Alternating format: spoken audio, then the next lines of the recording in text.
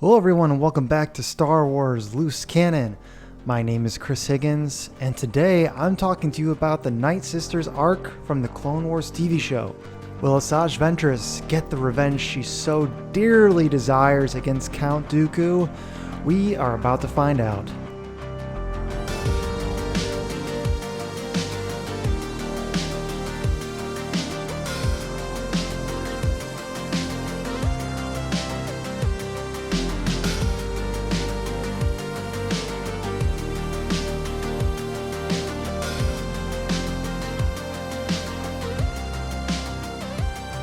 So yes, we continue our series of episodes called Essential Star Wars, where we discuss some of the best arcs from the show. And that way you don't have to necessarily watch every episode. You can if you want, but if you prefer, you can watch some of my favorite episodes. And this arc would definitely meet that criteria. With Season 3, Episode 12, we have Nightsister.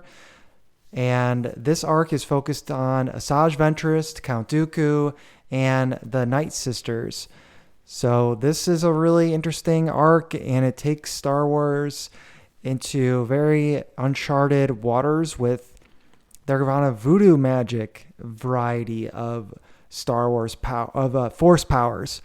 And so with today's episode, I'm going to talk about these 3 episodes from the Star Wars Clone Wars TV show, and I'm going to tell you my thoughts about each episode and then give you a little recap about the whole entire arc and what my thoughts were on it. So with episode 12, we are introduced with Assaj Ventress leading a space battle against Republic forces who are being commanded by General Skywalker and Obi-Wan Kenobi.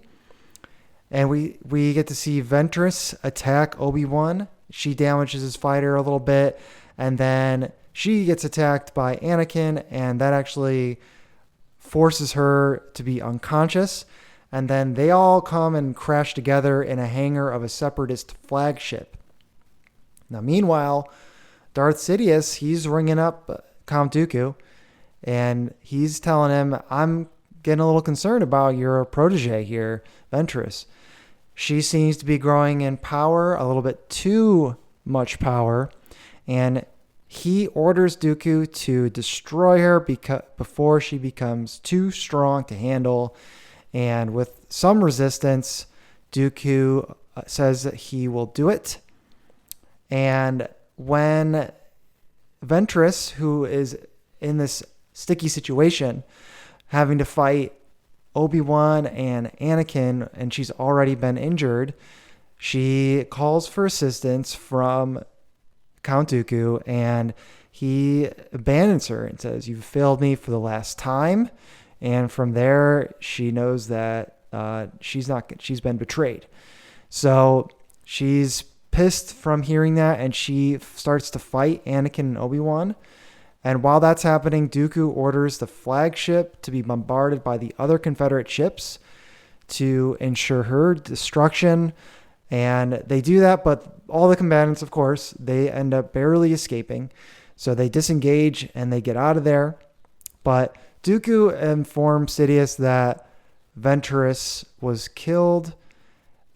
And as happens oftentimes in the show, that ends up not being the case. But Sidious is satisfied that his disciple did what he was told. And I thought that was really cool. I thought it was like one of the most Sith things ever. It just shows like what their priorities are. They don't care that there's this big battle going on against the Republic. And at the end of the day, it's just a distraction, right? What really matters to them are their own power games that they're playing. And he's commanding Dooku to take out Ventress and destroy the ship, even if that means that would, hinder their battle plan. They don't really seem to care, and they didn't even really seem to care that Anakin and Obi-Wan were in there. Maybe they did. Maybe Sidious didn't know, but those two are always finding a way to slip out of any sticky situation. And it also does one thing. It did make me question is even when it comes to the Sith code, they're supposed to eventually try to kill their master. But is there a specific way that they're supposed to go about doing it that is acceptable to the Sith way, or is it just by any means? Because if it's supposed to be the strongest ascending into power because they kill the master who used to be the strongest, if they're doing it in an underhanded way, or if they're using help from an apprentice, is that acceptable? Or is that just something that a master would prefer to tell their disciples because they don't want anyone, they only want to be killed and hoisted out of power if their successor is legitimately stronger than them. So I guess it does seem maybe it is fair for Sidious to tell him not to have an apprentice. And that it was okay because you had an assassin that was like doing some of your dirty work for you. That was okay. But now she's becoming a legitimate rival, and that's not okay. So I think maybe that's how we think of it.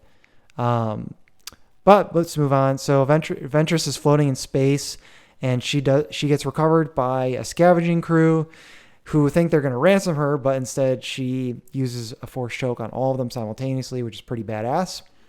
And then she decides to go fly to her old master, her old order called the Nightsisters, where her clan Mother Talzin is there tending to her wounds.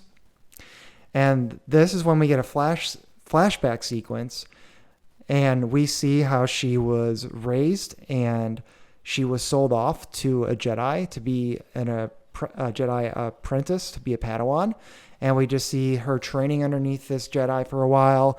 And then we see her grow up and her master is killed in a battle. And because of that, she's enraged and she, turns to the dark side. So, and then we get fast forwarded to her being betrayed by Dooku in the hangar. So she's on a mission of revenge from that point on.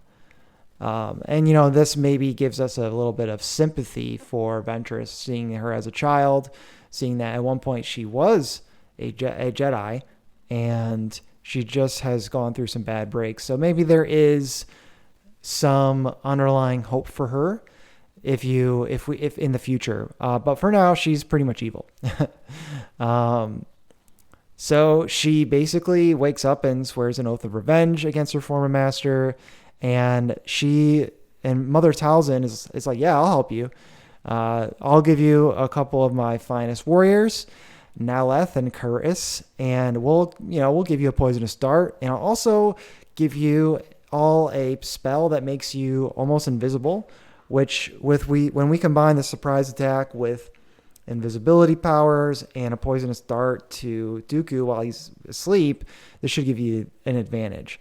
So they all go travel to Castle Sereno and attack Dooku in his sleep. And with his senses pretty dulled by the dart and their invisibility, Dooku is at a disadvantage at first, but he pretty calmly gets his grip and fights back extremely furiously. And in fact, the first attack that he does is like a front flip, aggressive swipe with his lightsaber. So even at that point, his senses aren't dulled enough that the Force could not help him in the battle. And so we start getting to the end of the fight, and it looks like Dooku's being pushed back, but instead he just uses Force lightning on all of them at once and then shoots them out the window from his palace, and they are all defeated.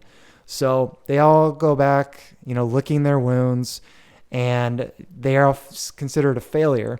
But Talzin thinks that this proves that Dooku is vulnerable, and that now he's going to be even more eager to find a new assassin and bodyguard to protect him.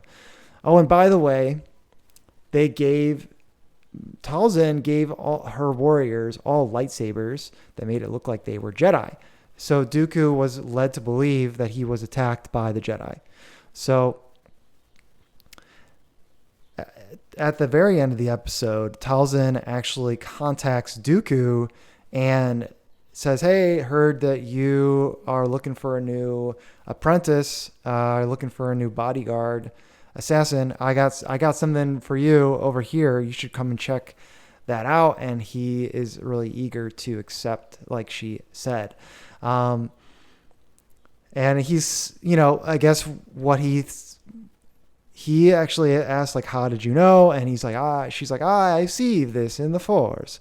I use the big orb, and I see all these things." And he's like, "Okay, but maybe it should have been a red flag that, she contacted him so quickly. Maybe that should have been a red flag. Maybe there was really, but I just seems like that could have been a sign to someone who supposedly is wise as Dooku.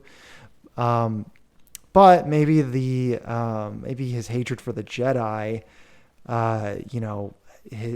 believing that they are trying to get him at all costs, maybe that blinded him to seeing through this ploy, but it did not. So this episode made me think, on one hand, that Dooku was, still we get to see that he's just so incredibly good at fighting and very capable.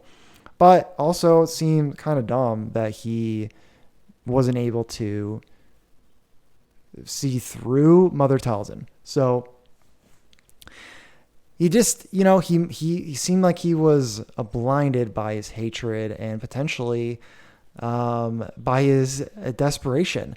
But guys, if you don't want to be blinded by brain fog or sluggishness that can happen during your week, you should try Magic Mind, which is a mental performance shot that is packed with vitamins and nutrients that you can use as a daily complement to your caffeine or coffee regimen. I personally love to drink Magic Mind after my first or second coffee of the day, or in a spinach smoothie that I have. It tastes a lot. I put like pineapple and mango and banana in there too. It's good. But sometimes I'll put the Magic Mind shot in the smoothie, and it gives it even. It just takes it to another level, guys. Let me tell you. And it does actually increase the taste, because I actually really like the taste of Magic Mind, and I think that's one of the things that gets you wanting to have it every day. But also, what is going to want you to have it is how you're going to have a better mental clarity. And the fact that it just comes in this one little shot with all kinds of ingredients like lion's mane, mushroom, chlorophyll, matcha, B vitamins, L-theanine, and turmeric, to name a few. And all those things help with cognition, energy, and lessen stress, because you're drinking. You can actually use this to drink less coffee, which the less caffeine that you have in the day, the less stress you're going to have. And it's great for me because I want to be creative and productive at work. I want to have that mental clarity, but I also I like it as an athlete too, because I feel like it gives me B vitamins and energy. So guys, you should want to be just like me, and go to magicmind.com/Star Wars to get up to 48% off your first subscription, or 20% off a one-time purchase with code StarWars20 at checkout. So guys, go ahead and give it a try, give it a shot, and I swear you won't regret it. And if anything, it's at least coming at a pretty good discount for your first try, and they have a money-back guarantee if you don't like it. So no real risk for you to try this out, and you'll also be supporting a good company and our show. So with that, let's go ahead and talk about episode 13 from season 3. And this one's called Monster, and very aptly named. But before that, we're going to take a quick break, and we're going to talk about this episode right when we get back.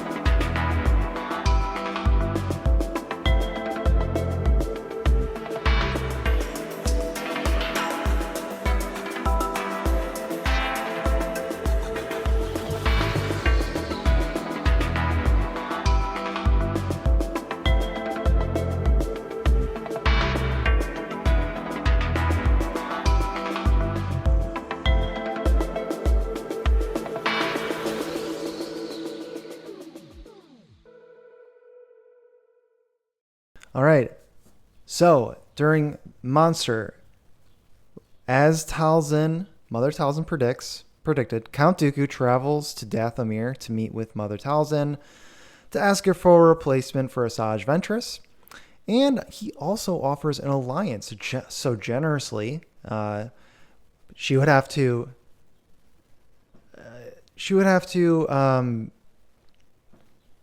serve the separatist cause as a result of this. But she rejects pretty quickly and just says, I'm just repaying you back for the help that you once gave me a long time ago. And after I square this favor that you did, I don't want anything to do with you anymore. So he's like, all right, that's fine. So she mentions to him, hey, you remember that guy named Darth Maul? That guy that killed your apprentice and who was then supposedly killed by Obi-Wan? Well, I got someone just like him for you. So she says, I would suggest recruiting a male from the village on the other side of the planet, although she does caution him that these male Zabraks are often very hard to control.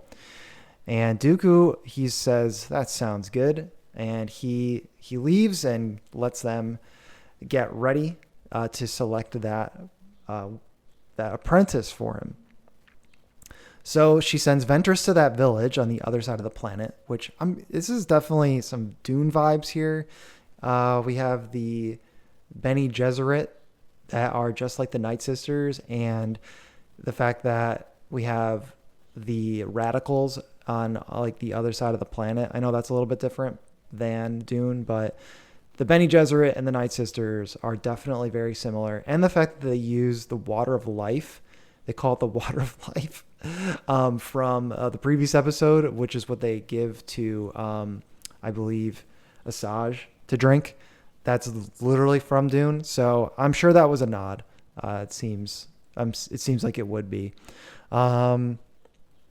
So Ventress goes down there and she starts weeding out some of the lesser warriors that are presented to her, literally just by like punching some of them in the face and like just beating them. But then she sets up a series of contests for the ones that are left over, which combine a couple of different things like their fighting prowess, some stealth, sneaky abilities, and some puzzle-ish type things. And by the beginning of the third contest, there's only two that are left alive. One is called Savage Opress, and the other one's Feral, who are brothers.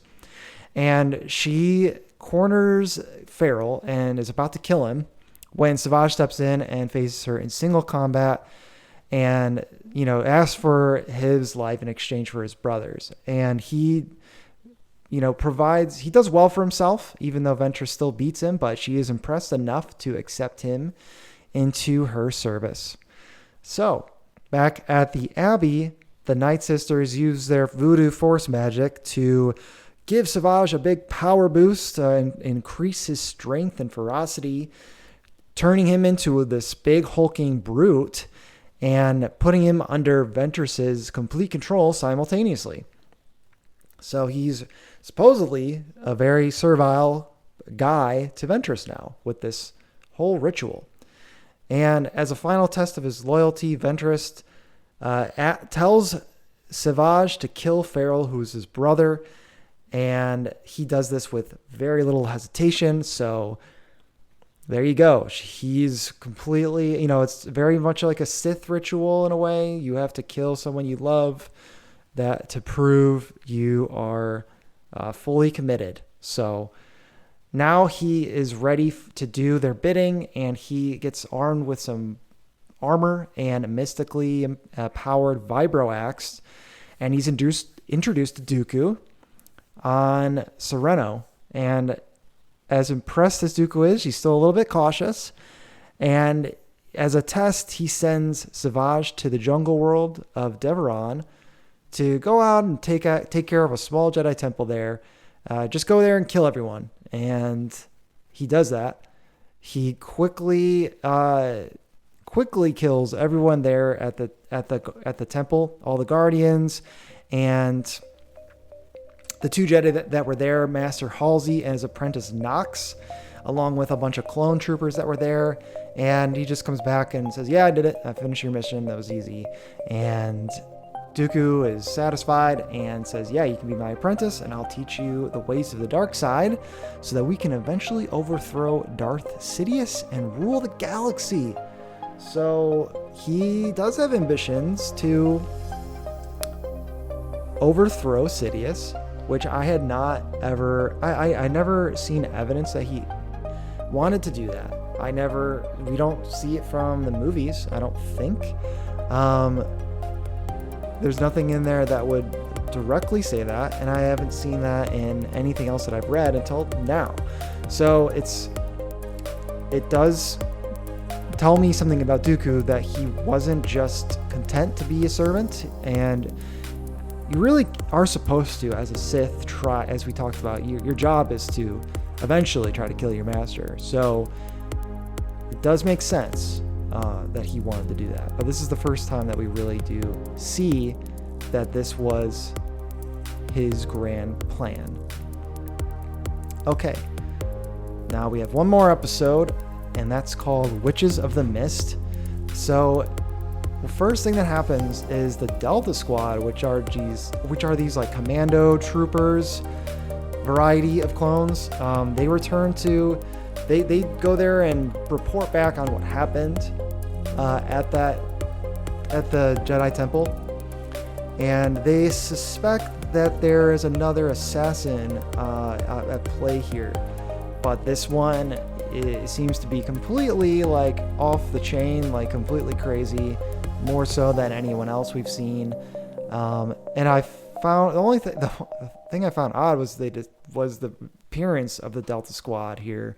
I don't see why they needed to use like their most elite group of clones just to like go there and report on what happened.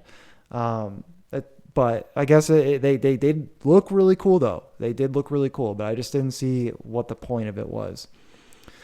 So they eventually do have surveillance material recovered from there that reveals a warrior of the same species as Darth Maul, who they actually mistook for Darth Maul at first. Like Obi-Wan's like, I swear I killed that guy. But no, it's not Darth Maul. It's just another Zabrak who has been trained in the dark side of the Force and is now Dooku's apprentice. So Obi-Wan, they decide to go to Dathomir to figure out what's going on. And I guess they must know that this is where this Zabrak must have come from. That they at least know that much. And they said, well, Mother Talzin is the person to talk to on that planet, so you might as well go and talk to her. And that's what I always find funny, is that these planets in Star Wars are just like, it's a small world. As long as you know what planet someone is on, then you can, that's all you need to know. And that's all the information they need to work off, even though you would think there's a lot going on just one planet. But maybe some planets, they just have like one or two cities that you need to be aware of, or one or two important people. And in this case, it's Mother Talzin. So at first they go directly to the village that Savage came from, but they go there, they have a little bit of a scuffle with the people, with the warriors there, and they just say, hey, no, you should go talk to Mother Talzin. We don't know what that guy's up to anymore. And so they do that, and they talk to her. Anakin gets mad because they say, oh, you're just talking about rumors and speculation.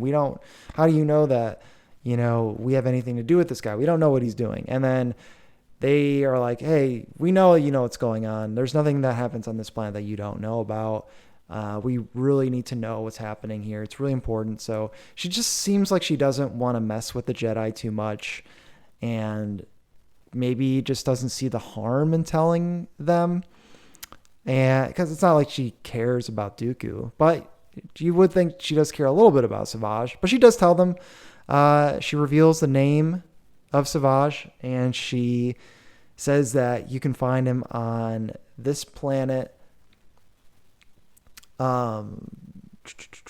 Now, I don't know exactly which planet. It might have been Toy Daria at that point, but she basically said, this is where he is. That's where you can go find him. And this is what was interesting. So at this point, Talzin brings in Ventress, and she's like, all right, the jig is up. Like, we're going to have to spring our plan forward more quickly than I thought. And the plan was that, yes, we're going to give, Dooku this apprentice, but really he's under our control. And now we're just going to, we weren't planning on doing it this quickly, but now because of the Jedi getting involved, we're going to have to spring the trap sooner than we had planned. So she says, Ventress, you need to go and try to kill Dooku as soon as you can. Now, that wasn't extremely clear to me, but we'll talk a little bit more about that later. So now we go flip over to Dooku, and he's been training Opress. He's showing him some how to use the Force, how to concentrate. And the example and what he's trying to show him is how he can levitate so many different objects simultaneously and very elegantly. And Savage tries to do it, but he really can't. And so he gives him a little bit of shock. He gives him a little bit of a Force lightning, and that does help him. Actually, his anger fuels him, and he's able to do the same thing. And it does remind me a little bit maybe of what something Yoda might have taught him as his master, might have shown him how to levitate multiple objects like that. But I don't know if he would have used Force lightning to motivate Dooku. I don't think that was part of the training that he received. Might have been something he learned from Sidious. So after that first lesson, Dooku sends Savage on another mission, and this time he says, "Hey, I want you to go to Toy Daria, and I want you to capture the King Katunko, I believe is how that's pronounced, Katunko, and bring him back alive." So that's your mission now. So he goes about his mission. He goes down there, and he storms the palace, slices his way through the guard fairly easily, and he captures the king and just slams his head against the wall. But at this point, Anakin and Obi-Wan are arriving to the scene and try to stop him. But he's so strong that he's able to pin them down underneath like a elevator type object. And he starts to run away, and he destroys their ship. He pushes their ship off of a cliff with the Force, and he escapes with Katunko. But as he got into the battle with Anakin and Obi-Wan, he Force choked him and killed him. And it says in the notes that, on Wikipedia's notes, it says that it was inadvertent, but I don't know why you would, how do you Force choke someone and expect them to live when you collapse their throat? That doesn't make a lot of sense.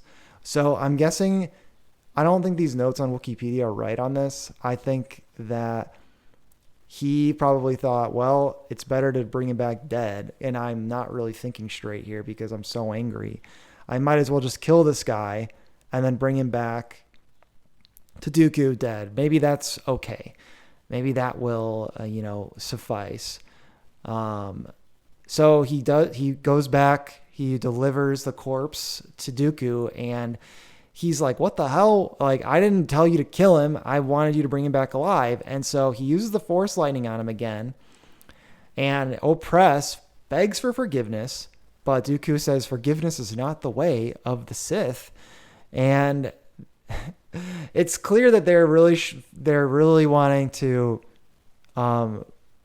one, show the power gap between them, but also how this Force lightning is something that the Sith have that is so powerful, especially to someone that's not really trained to deal with it. So it's at that time that Ventress comes in and says, "Oh, that's no way to treat your apprentice. I should know." And she goes over and taps Savage on the forehead, which releases him or gets him back under her control. And then they attack Dooku together. And, before that, he's saying, or after that, he says, hey, this is your chance to get yourself back into my good graces if you help me defeat her. But he does attack Dooku, and during the fight, he just uses the Force Lightning again. Like, he's able to hold back Ventress. And then on the other hand, every time Assaj tries to attack, he just uses Force Lightning on him, and it's just like kind of brutal to see how much it hurts him, and really, it really demoralizes him. So they actually really, as that's happening, Ventress gets so pissed at Assaj for failing to help that she's like, you're no good. Basically, she's like, you suck, and she's like, you're too weak to even help me.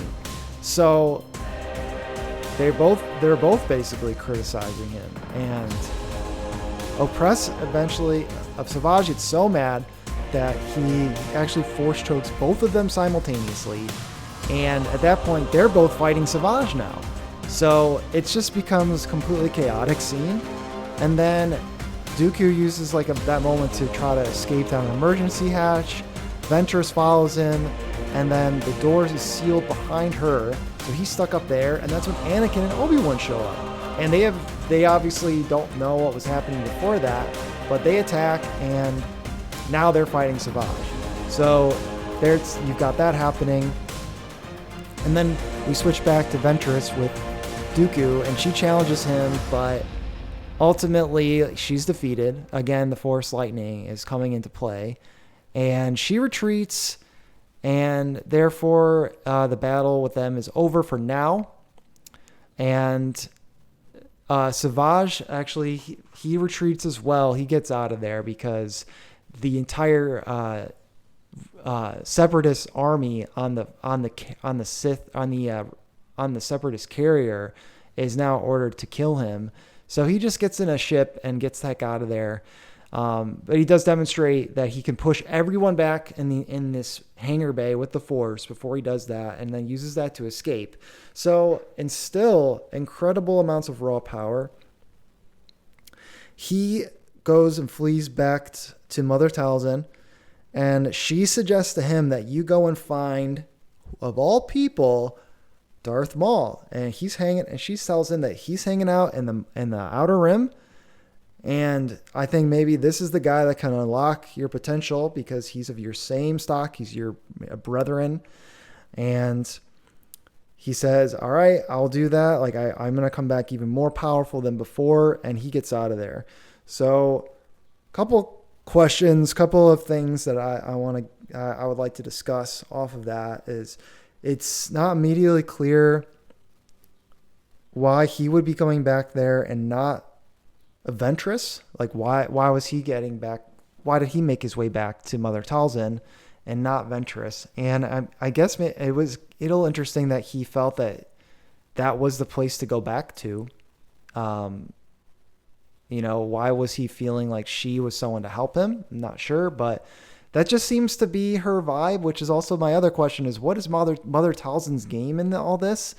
Does she just want to have powerful, beings that are under her influence in the galaxy? Does she want people who you want to use her? Like, does she want to help them? And does that give her some satisfaction?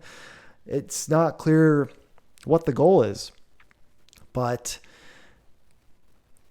she seems like she's just willing to help out her disciples at need. So, but we don't really know what more she has in mind other than that. She doesn't seem to have greater power games that she's playing. But it's something to think about. Maybe we'll have that answered later in another episode. So we did see that Dooku could not tame the Zabrak, and it will be really fun when we do see him meet up with Maul, because maybe he is going to be the one that can tame him. And it will be interesting to see if he can unlock his potential. And I talked about how it was new for me to see that Dooku was plotting his own ascendance to power. But will this mark the end of Dooku's quest for a new apprentice? Now that's my question. Is he going to give up? Where will he go now to get a new apprentice? Is that something that we're going to see in the show, or am I going to have to read about that somewhere else? So that's another question I'm left with. And another question for me is, what do you think the Nightsisters' plan here was a good one? And I'm not sure, because on one hand, Savage, yes, he was kind of a sleeper cell, that they had a double agent for a bit, and he had the opportunity to benefit from Dooku's training, gain his trust, and then betray him. But the timing was not good. Dooku was already fed up with Savage, and the opportunity to betray him was not really a good one, because he wasn't really taken by surprise. He was already at odds with Savage. So it could have been a lot better of a betrayal if it had happened when he had least suspected it. Not that he necessarily suspected what happened, but it could have happened in a much better way if he had been very unprepared and had thought that Savage was for sure on his side. So I just don't think that it was a great plan. And maybe it's, and I guess the other question I have is, why did the Jedi getting involved why did the Jedi getting inserted into the situation make Talzin so worried about the plan falling apart? So I guess we could surmise that because she thought that the meddling would lead to Savage's downfall, that maybe that's what she predicted. But theoretically, Savage and Dooku would have defeated Anakin and Obi-Wan, or at least been able to flee as they always had. So I wasn't sure how that made her feel like she had to expedite the plan, but maybe she felt that their introduction into the scene was going to lead to his failure at the Toydaria, and then that would actually lead to Dooku killing his apprentice. So that's plausible, I suppose. That might have been the real reason. So that is kind of it's actually maybe well thought out then by the writers, and it does keep the plot moving as well in a 3-episode arc. So that's kind of cool. My other thought is, why not just try to train? So, instead of just trying to come up with a super clever plot, which had a lot of variables, why not just try to train Savage yourself, Ventress? Because the first time that you're going to have to fight Dooku is going to be with an untested disciple, and it clearly backfired. If they had the opportunity to train together, go on some missions together, like try to get some chemistry, maybe that would have worked out. But that definitely isn't the way from these Nightsisters to take their time. They seem to take these magic abilities seem to give them the opportunity to take shortcuts, giving people different power boosts and giving them different abilities. And they just don't seem to be patient enough to let something play out. So maybe that's their weakness. So yeah, and it's clear that the power potential was there, but he didn't have the experience. And yeah, it was a lot to ask him to go up against one of the most powerful Force users in the galaxy, if with really not having a lot of experience fighting against a Sith like that. So, last question for me is, what is next for Ventress? Because she seems to have no luck with being an apprentice. She's had 2 apprenticeships go pretty wrong for her. And she also has not had any luck being a master when it comes to Savage. But to be honest, she didn't really give it a full try.